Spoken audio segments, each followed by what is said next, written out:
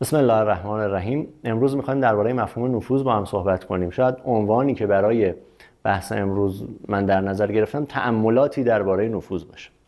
خب اول به نظرم باید درباره بعضی مفاهیم به یک تعریف مشترکی برسیم تا بتونیم درباره اونها و درباره مصادیقش صحبت بکنیم.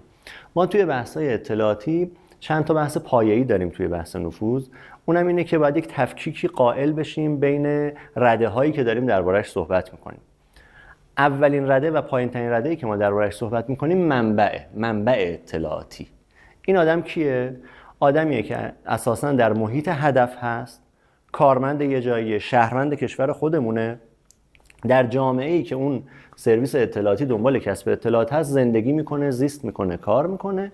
او رو میرن سراغش و جلب همکاریش میکنن.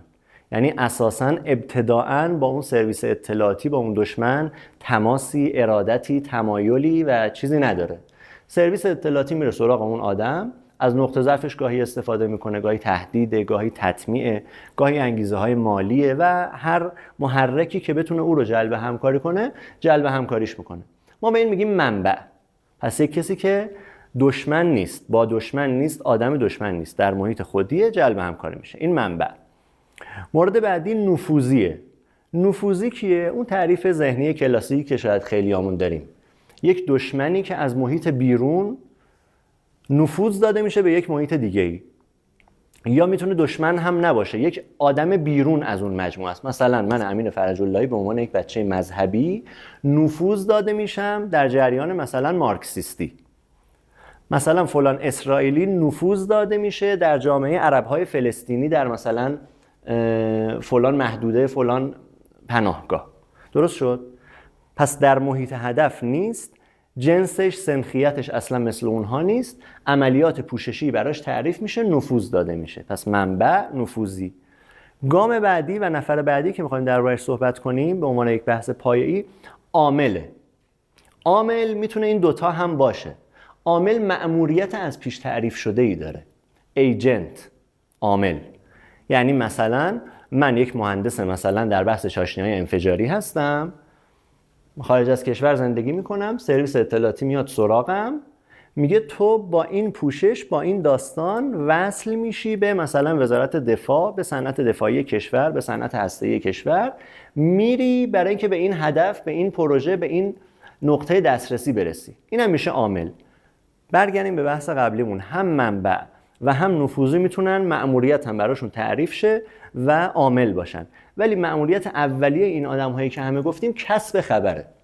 اساساً هم منبع، هم نفوذی و هم عامل اولیه ترین، پایه‌ای ترین و بیسیکال ترین چیزی که ازشون میخوان کسب خبر. مورد بعدی چیه؟ مورد بعدی مزدوره. مزدور به چه معنا؟ اینا همه برای اهداف اطلاعاتی استفاده میشد. این مواردی که گفتیم. مزدور کسی که ازش یک عملیات میخوان. دیگه نیازی به توجیه اطلاعاتی، نیازی به تعریف داستان پوششی، نیاز به یک فرایند تدریجی زمانبر برای رسیدن به یک مقصدی نداره. مثلا توی 2-3 سال اخیر خب خیلی توسط نهادهای اطلاعاتی هم گفته شده و مطرح شده که اسرائیل رفته سراغ شبکه اراذل و اوباش. تا قبلا مثلا یه شهروند عادی مثل من میرفت سراغشون، میگفت آقا من یه خورده حسابی دارم، یه بدهکاری، طلبکاری از فلان کس دارم، این انقدر پول، برو ماشینشو آتیش بزن، برو خونهشو مثلا آسیب بزن، برو خودشو مثلا بکن تو گونی ببر یه جا کتکش بزن، بعد مثلا 4 ساعت ولش کن. این مزدوره، اجیر شده است. اسرائیل در چند سال اخیر در ایران رفت سراغ همچین موردی که شبکه اراذل و اوباش رو شناسایی کرد، رفت سراغشون، نگفت طرفم کیه، دانشمند هسته‌ای مثلا مقام مثلا رسمی کشور، نه، با همین داستان‌های این مدلی گفت آقا این مثلا بدهکاره، مثلا ما یه اختلاف توی مثلا شبکه قمار با هم داریم، برو مثلا گوش اینو بپیچون، برو ماشینش رو آتیش بزن، برو فلانجا رو تخریب کن. طرف میرفت تخریب میکرد، میرفت یکی رو میکشت، غافل از اینکه طرف مثلا یک عنصر اطلاعاتی مثلا مهمان در کشور ایرانه. یا نه مثلا یه جایی رو ضربه میزد، متوجه میشدیم آقا اینجا کجاست، مثلا شبکه‌ای از سرورهای مثلا بخشی از زیرساخت‌های کشور. پس مجدد مرور میکنم: منبع، جاسوس، نفوذی و مزدور. مزدور اون پایین‌تری بود. این پس یک تعریف مفاهیم اولیه. اما بریم سراغ گام بعدی بحثمون. ببینیم ما به نظر میرسه نیاز به یک بازاندیشی و باز تعریفی در مفهوم نفوذ در فضای رسانه‌ای کشورمون داریم. چرا میگم در فضای رسانه‌ای کشور؟ چون این بحثی که می‌خوایم مطرح کنیم در نزد جامعه اطلاعاتی کشور یک بحث جا افتاده و یک بحث خیلی بدیهیه، ولی در فضای رسانه‌ای کشور به خصوص بعد از اتفاقات اینچنینی مثل حمله اسرائیل یا مثلا گرفتن یک جاسوس بزرگی مثل آقای علیرضا اکبری و برخورد با او، این بحثا یهو داغ میشه میاد بالا و توی سطح رسانه می‌بینیم که اون عمقی که باید داشته باشه رو بحث نداره. حالا درباره چی می‌خوایم صحبت کنیم؟ این بازاندیشی رو از کجا باید شروع کنیم؟ به نظر میرسه ما در فضای رسانه‌ای کشور نسبت به مسئله نفوذ دوچار یک فهم کلیشه‌ای و یک خطای شناختی شدیم. یعنی چی؟ یعنی که ما نفوذی رو به معنای اون جاسوس بازی جنگ سردی، اون نفوذی جاسوس منافق دهه 60 فقط فهم کردیم و تو اون ساختار شابلون خوردیم. یعنی همیشه دنبال یک کسی هستیم که خب این مثلا نفوذی کجاست؟ آقا فلان اتفاق افتاد، نفوذی‌ها رو بگیرن. نفوذی با اون مفهومی که گفتیم ما الان اصلا سال‌هاست دیگه نداریم. به این معنی که یک کسی از قبل مأموریتی براش تعریف بشه، مثلا بره در وزارت خارجه نفوذ کنه، رشد کنه که یک روزی مثلا فلان اتفاق رو رقم بزنه. اصلا دیگه این فضا نیست. این خطای شناختی به نظر میرسه ناشی از چند تا چیزه. مهمترینش ناشی از اون بحث نفوذی‌های منافقین و گروه‌های ضد انقلاب مثل حزب توده توی بحث دهه 60. اون چی بود؟ درباره‌اش یکم صحبت بکنیم. ما توی دهه 60 خب کار اطلاعاتی صورت می‌گرفت، میگفتن آقا مسئول شبکه اطلاعات و نفوذ منافقین در داخل کشور آقای مهدی افتخاریه، معروف فرمانده فتح‌الله. در می اومد آقا این یک شبکه‌ای زیر مجموعش داشته، در اینجا فلان آدم. حزب توده تشکیلات مخفی و سازمان مخفی داشت با بیش از 200 نفر از شنیدیم دیگه فرمانده نیروی دریایی ارتش ناخدا افضلی داشت، تا سرهنگ بیژن کبیری در دادگاه انقلاب ارتش، تا حزب جمهوری اسمش رو یادم رفت، مسعود اصحاب یمین و اسماعیل جمیلی، دو تا نفوذی حزب در حزب جمهوری اسلامی، تا ساختار اداری کشور، ساختار ارتش. گفتن آقا یک شبکه‌ایه که یک ایرانی، یک توده‌ای، یک منافق رأسشه و خب این شبکه رو هدایت می‌کرده. حالا الان ما اگه دنبال نفوذی هستیم باید شبکه نفوذ رو در بیاریم. این تعریفی که آقا شبکه نفوذ در اومد، الان شاید تو این روزا خیلی دیده باشیم، شنیده باشیم توی توییتر، توی مصاحبه‌های افراد که آقا شبکه نفوذ در کشور باید مورد بررسی قرار بگیره، شبکه نفوذی‌ها باید کشف بشه. این ناشی از اون نگاهه. چیزایی بگم شاید یه مقدار برامون آشنا باشه. الی کوهن، آقا هر کی علیه دشمن تندتر شعار داد، انقلابی تر شعار داد، اون خودش مشکوکه ها. الی کوهن رو ما دیدیم. دوباره یه چیز دیگه، مارشال تیتو اینو گرفتن و گفتش که آقا چی بود؟ آره یه نفوذی بود و ما بعد از سالها رسیدیم که چی؟ رفتیم گرفتیمش. گفتم که مأموریت تو چی بود؟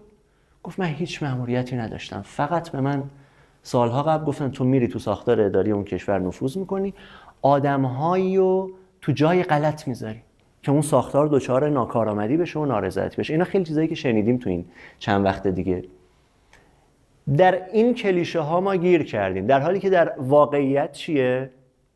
واقعیت اینه که اصلا میدان نفوذ، میدان عرصه اطلاعاتی چیز دیگه ایه. چیه؟ ما با سرویس های اطلاعاتی روبرو هستیم. سیا، موساد، MI6، BND آلمان، سرویس اطلاعاتی فرانسه، امارات، همه کشورهای دوست و دشمن اطرافمون، FSB روسیه. خب چه اتفاقی داره میفته؟ ببینید در عرصه واقعی سرویس های اطلاعاتی دنبال چی هستن؟ اصلا هدف از نفوذی به اون معنای اولیش نه دیگه، منبع، عامل، نفوذی، مزدور. هدف از همه اینها چیه برای سرویس های اطلاعاتی؟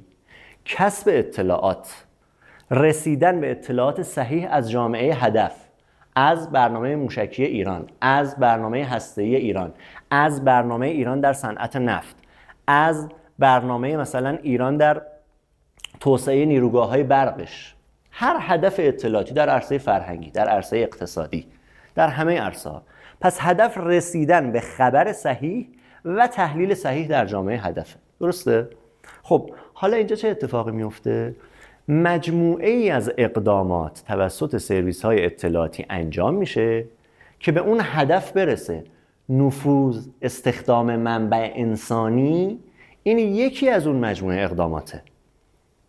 ما اگه فقط متمرکز بشیم، ذهنمون رو ببریم سمت اینکه نفوذی‌ها چی شدن، هی دنبال نفوذ بگردیم، هی دنبال یه نفوذی بگردیم، هی دنبال شبکه نفوذ بگردیم، داریم فقط بخشی از این مجموعه رو میبینیم.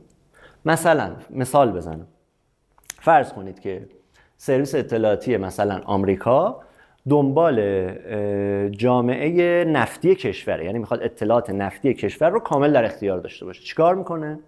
اولیش اینه که میره میگرده توی مدیر کلا، توی معاونا، توی سطوح مختلف دنبال افرادی که به اطلاعات صحیح و دارای ردبندی دسترسی دارن، بتونه اونها رو جلب همکاری کنه. یکی انگیزه مالی داره، یکی ناراضی از کارش، یکی زن و بچه و زندگی و خودش دنبال تابعیت و اقامتن، انگیزه براشون وجود داره، هزاران انگیزه وجود داره. میره سراغ اینا یعنی چی؟ میره تو اینترنت سرچ میکنه چارت رو؟ نه، یکیش اینه که میره بانک پرسنلی مثلا وزارت خارجه رو، وزارت نفت رو مثلا بزنه، تو وزارت خارجه بانک پرسنلی وزارت خارجه رو بزنه. تو منابع انسانیش ممکنه بره یکی رو پیدا کنه، آقا لیست کل وزارت خارجه رو من میخوام. ممکنه این کارو نکنه، بره هک کنه سامانه پرسنلی وزارت خارجه رو، سامانه مثلا نیروی انسانی وزارت نفت رو، کل پرسنل وزارت نفت رو یه اکسل داشته باشه، شماره تلفن، کد ملی، آدرس، تعداد بچه‌ها، فضای مثلا بیمه‌شون، همه چیشون، از توی اینها پالایش کنه بره سراغش. یه سری دیتای زیرساختی داره هر صنعت کشوری، دنبال اینا میخواد بگرده. میتونه هک بکنه، میتونه یه عامل انسانی استخدام کنه که اونو دسترسی بهش پیدا کنه. یه مثال بزنم، بعضی اسناد راهبردی کشور در طول سالهای، یعنی یک مثال و دو مثال نیست که بخوام فقط اشاره بکنم، بعضی اسناد راهبردی کشور توسط آبدارچی‌ها به سرویس اطلاعاتی داده شده.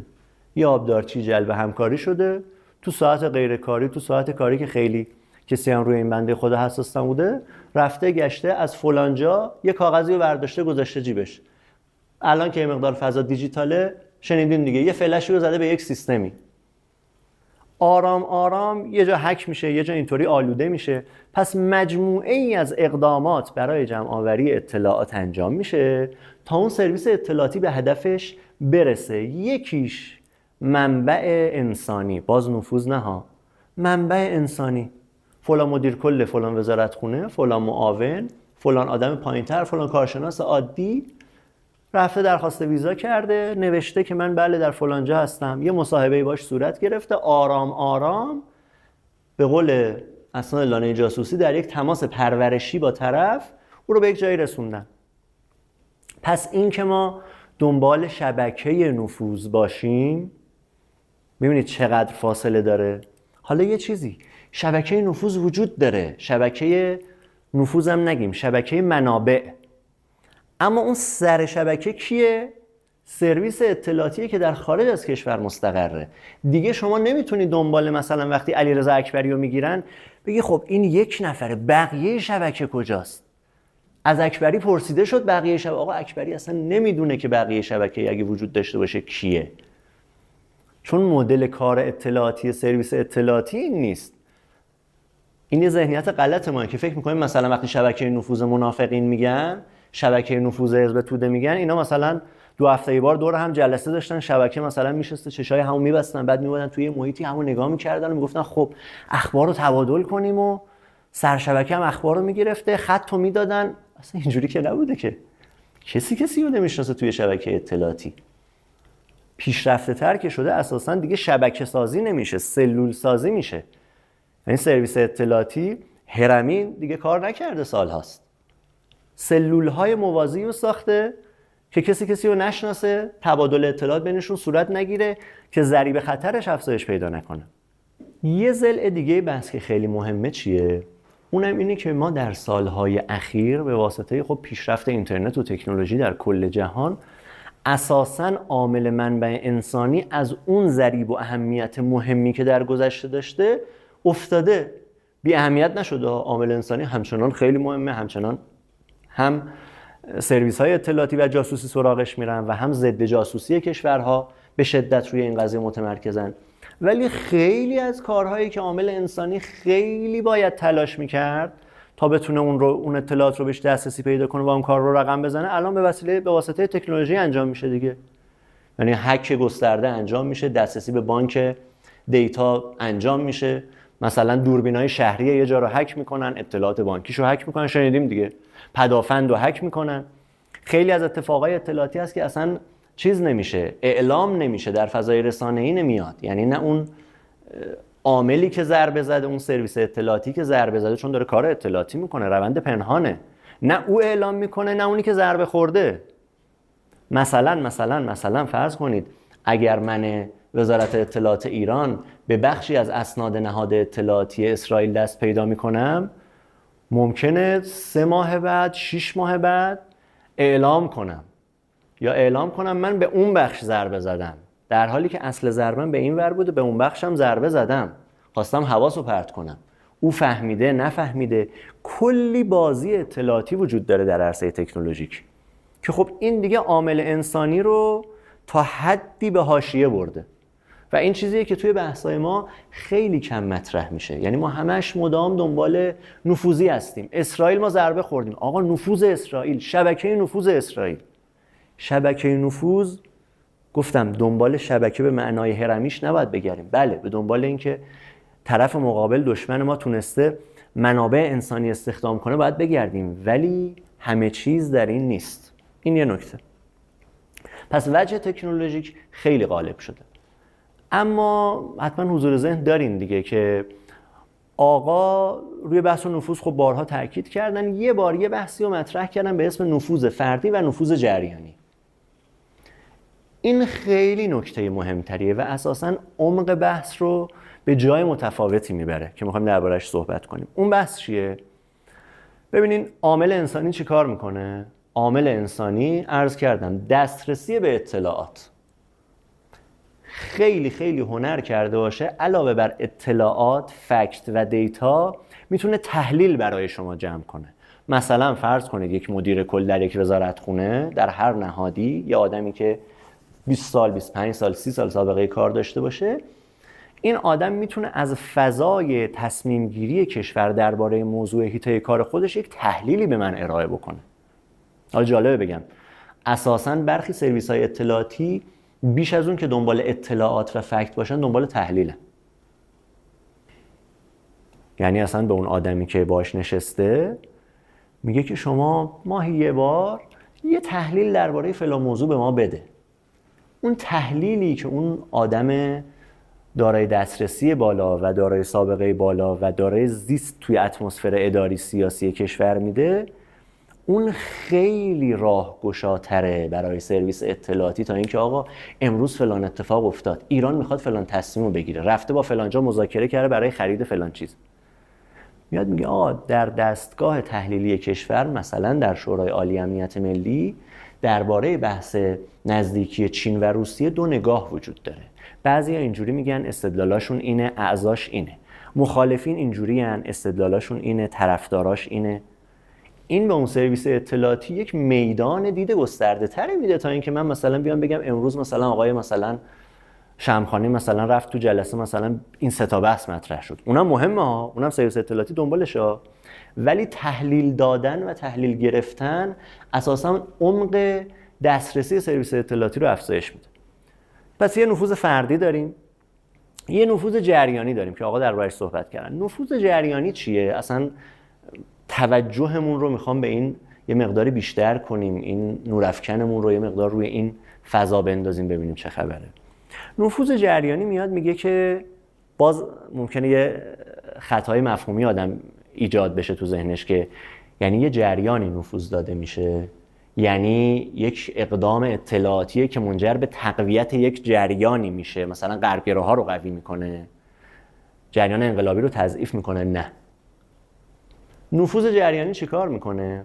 نفوذ جریانی میاد میگه من مجموعه ای از اقدامات رو رقم میزنم، مجموعه ای از روندهای میان مدت و طولانی مدت رو تعریف میکنم که در بلند مدت بتونم نتیجه بگیرم. یعنی چی؟ دم دستی ترین، نخنماترین مثالی که میتونم بزنم اینه که مثلا انگلستان تصمیم میگیره از بعد از دهه 60 آغوشش رو باز بکنه برای تحصیل فرزندان مسئولین نظام در کشور خودش.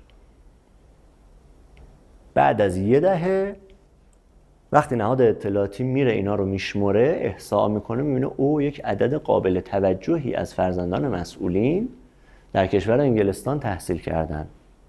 یه عدد قابل توجهی از خود مسئولین که در دهه 60 خیلی فرصت ادامه تحصیل نداشتن، بعد از فرو نشستن اون تکاپوی جنگ و مسئولیت و اون فضای بحرانی کشور رفتن سراغ ادامه تحصیل. انگلستان و چند جای دیگه تمرکز داره. اینا خودشون انتخاب کردن یا اراده ای از بیرون بوده که به این سمت جذب بشن؟ خب بعدش که بچهای مسئولین میرن چه اتفاقی میفته؟ یه دونه باز دم دستی و سادهش اینه که آقا تربیت ذهنی و فضای فکری و القاء مثلا این که راه کشور به کدوم سمت باید بره این بحثا. خب اینا چند تاشون از اونجا خوششون میاد، چند سال زیست میکنن، چند تاشون دنبال تابعیت دوگانه میرن. از تابعیت دوگانه چه استفاده های اطلاعاتی میشه کرد؟ چند تاشون اقامت میگیرن، چند تاشون برمیگردن داخل کشور به عنوان دکتر، پروفسور، مهندس در جاهای و سطوح اداری کشور مسئولیت میگیرن. چند تاشون اصلا هیچ بروز جدی ندارن ولی دارای شبکه ارتباطات و دسترسی داخل کشور هستن. این یه دونه کوچولوش بود. نفوذ جریانی چیه؟ تئوری آف چنج، نظریه تغییر. در بحث مدیریت سازمان ها ابتداءً و بیشتر مطرح شده. میاد میگه من میام مجموعه ای از تغییرات کوچک رو در داخل جامعه هدفم رقم میزنم و این روابط علی و معلولی بین اینها در بلند مدت میتونه یک تغییر بزرگ رو رقم بزنه. یعنی چی؟ در فضای اجتماعی کشور، در فضای فرهنگی کشور، آبدوخیاری نه ها، از قبلش بررسی میکنم آقا اینجا اینجا اینجا اینجا اینجا اینا رو باید تغییر بدم. در فضای هنر باید این کارو بکنم، در فضای سمنها باید این کارو بکنم، تو فضای گفتمان سیاسی اجتماعی کشور باید این مفاهیم رو بیارم بالا. یعنی چی؟ از کجا این کارو باید بکنم؟ با آدم‌های جامعه هدف. کتابای ساموئل هانتینگتون رو خوندین؟ موج سوم دموکراسی، اسمش یادم رفت. کتابای ساموئل هانتینگتون رو خوندین؟ دو سه تا کتابه. اینا اغلب درباره جوامع در حال فروپاشی یا پس از فروپاشی شوروی سابقه. اونا رو یه مروری بکنین. اساساً میاد میگه آقا در نظام توتالیتر و در نظام اقتدارگرا باید با مردم دیالوگ بشه، بعضی مفاهیم در جامعه مدنی اون کشور بست پیدا بکنه. اصلا توی شوروی بری بگی آقا حق انتخاب بین این که مثلا الان اینجا قرمز فرش بندازیم یا مثلا سبز. از اینجا شروع کن، این روحیه رو در دل مردم باز تولید بکن، هی برو بالا، هی تقویتش کن. کتابای هانتینگتون رو بخونی کاملا این توش مشخصه. حالا هانتینگتون و اون کتاب‌ها میگم مال جوامع پس از فروپاشی شوروی ان، مال 3 دهه پیش میشه. این بحث اومده آپدیت شده، در جوامع اسلامی یه جور آپدیت شده، در جوامع غیر اسلامی یه جور آپدیت شده. میاد میگه آقا من میام مجموعی از اقدامات و روندها رو رقم میزنم کجا اصطلاحاً میگن زیر خط تحریک. یعنی کارایی میکنم که اصلا نه از نظر قانونی، نه از نظر سیاسی، نه از نظر اطلاعاتی جرم نیست، حساسیت برانگیز نیست. مثلا چیکار میکنم؟ بورس های گسترده میذارم. مثلا چیکار میکنم؟ سفارتخونه هام توی بعضی از این کشورها میرن روی بعضی از حیطه ها سرمایه گذاری میکنن. مثلا روی رقص سرمایه گذاری میکنن، روی موسیقی سرمایه گذاری میکنن، روی تئاتر سرمایه گذاری میکنن. رو چه رقصی، رو چه تئاتری، رو چه موسیقی؟ این همه از قبل حساب شده است. تو فضای جامعه مدنی سعی میکنن یه سری سمنها و انجیو ها رو با این محورها بالا بیارن. حقوق زنان چقدر تو جامعه ما 10 سال قبل پررنگ و بولد بود. استشمامش چقدر میکردیم حضور این بحث حقوق زنان رو. حقوق اقلیت‌ها، حقوق اقلیت‌های جنسی، حقوق حیوانات. ما بچه بودیم تهش حقوق بشر بود. ولی توی این 7-8 ساله چقدر مفاهیم جدید، چقدر هسته‌های اجتماعی جدید. نمیخوام بگم همه این افرادی که تو این هیتهان آلوده اطلاعاتی انا، نه. یک نفر توی یک فرآیند آموزشی میره، دوره میبینه، توانمندسازی میشه، برمیگرده خودش مروج یک سری مفاهیمه. نیازی دیگه اصلا اون بحث اطلاعاتی هم خیلی کم رنگه.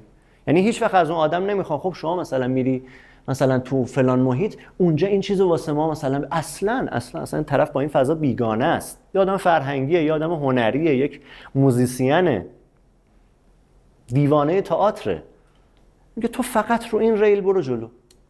نمایشنامه مینویسی، خودت دیگه تربیت شدی. روزنامه نگاری، تو دیگه میدونی سراغ چیا بری. تو همیشه سراغ حقوق اقلیت‌های جنسی میری، سراغ حقوق اقلیت‌های دینی میری. اقلیت دینی هم بهائی‌ها رو و مثلا دراویش رو پررنگ میکنی. دیگه خودش به یک عنصر توانمندی تبدیل شده که خود آگاه عمل میکنه و میره سراغ اون خطی که داره. این میشه نفوذ جریانی. یعنی اصلا عرصه سیاسی و سیاست خارجی و اینها رو بذاریم کنار. در بافت فرهنگی کشور اتفاقاتی میفته که شما یه دفعه میبینی مثلا از دلش زن زندگی آزادی بیرون میاد. زن زندگی آزادی بیش از اون که در بافت سیاسی، در لایه اطلاعاتی، در لایه امنیتی سخت دنبال محرکاش بخوایم بگیریم، در لایه‌های فرهنگیه. چرا در لایه فرهنگیه؟ به خاطر اینکه در اون لایه یک روند تدریجی عمل شده. این تئوری آف چنج رو حتما برید یه جستجوی بکنید، یه مطالعه روش بکنید مثلا، و برید مثلا نهادی که تو دولت ترامپ همین چند وقت پیش اعلام شد که تعطیل شده، یک نهاد با سابقه‌ای بود به اسم USAID. فعالیت این رو هم برید ببینید، تو اینترنت یه چیزایی دربارش هست. اون وقت تازه یه مقدار آدم متوجه میشه که خب پس مثل که ما برگردم به اون اول بحثم، این که ما فقط دنبال نفوذ و نفوذی و شبکه نفوذ و اینا میگردیم، مثل که ما مثلا انگار داریم یک چندم یک بحث بزرگتری و فقط روش تمرکز میکنیم. شما تصور کنید که یک اتفاقاتی توی کشور میفته، خرابکاری های اطلاعاتی در فضای سیاسی، در فضای صنعتی، در فضای کشور، همه جوره از جاهای مختلف ما ضربه میخوریم. فقط ما برگردیم به سمت چی؟ به سمت که عامل نفوذی ها رو چرا پیدا نمیکنن؟ نفوذی ها رو چرا دستگیر نمیکنن؟ الان با این بحثی که کردیم پس میتونیم متوجه بشیم که وقتی مثلا در جریان حمله اسرائیل میگن آقا اینقدر جاسوس اسرائیل دستگیر شد، در مثلا شیراز 3 جاسوس اسرائیل دستگیر شد. الان پس فکر میکنم با این بحثایی که کردیم میتونیم به یادمون بیاریم که توی دوران جنگ و پس از جنگ وقتی مثلا میگن 6 مثلا جاسوس اسرائیل در مثلا شیراز دستگیر شدن، 7 تاشون مثلا در فلان استان دستگیر شدن، جاسوس به معنای اطلاعاتی که الان یه مقداری باش آشنا شدیم احتمال زیاد نیست دیگه. اون مزدور عملیاتی است که پول گرفته، که پهپاد بفرسته، که ریز پرنده بفرسته بالا، که یه چیزی رو برسونه به یه کسی دیگه ای که یه مثلا اتفاق ضد امنیتی رخ بده. پس جمع‌بندی کنم، نفوذ فردی و نفوذ جریانی. نفوذ فردی خیلی مهمه، با تمرکز به این که ما دیگه نباید اون نگاه کلاسیک و سنتی درباره نفوذ و اینکه دنبال یه آدمی بگردیم که مثلا تا پارسال 6 تیغ بوده بعد ریش گذاشته اومده مثلا عضو فلان مثلا جریان مکتبی و انقلابی شده، دنبال اینا نباید بگردیم.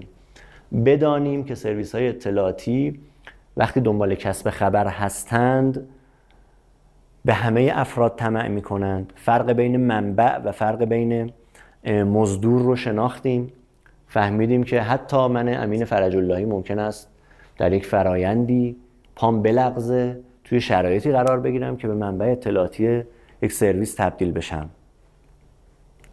یعنی اینطور نیست که یک نفوذی از بیرون حتما لزومی داشته باشه. هر کسی، هر کارمندی، هر آبدارچی، هر مدیر کلی، هر فعال رسانه‌ای، هر کسی در هر سطحی میتونه خطر منبع شدن داشته باشه و اینکه ما نباید اساساً فهممون رو از نفوذ به اون نگاه کلاسیک جنگ سردی دهه 60 معطوف بکنیم که دنبال نفوذی‌ها بگردیم. مجموعه اقدامات اطلاعاتی دشمن رو باید ببینیم و آدرس غلط ندیم و گرفتار آدرس غلط نشیم.